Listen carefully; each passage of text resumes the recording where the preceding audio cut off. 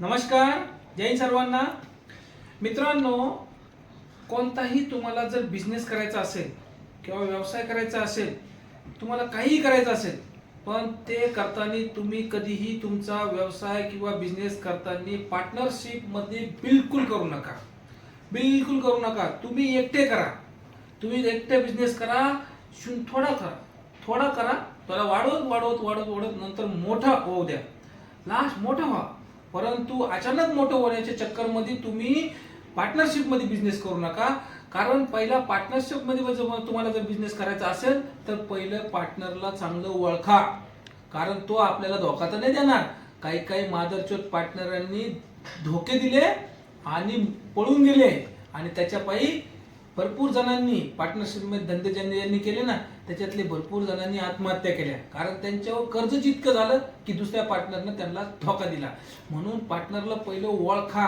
पार्टनरला ओळखल्याशिवाय त्याच्यावर विश्वास ठेवू नका.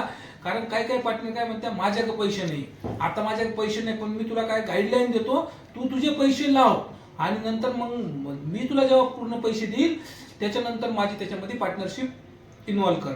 परंतु ते इन्व्हॉल्व करायच्या चक्करमध्ये साला तो इन्व्हॉल्व तर होत नाही, त्याला पैसेही देत नाही, वरून त्याला खड्ड्यामध्ये देऊन घालतो आणि त्याच्या पार्टनरशिप त्याच्या धंद्यामधले पैसे लुटतो आणि फरार होऊन जातो.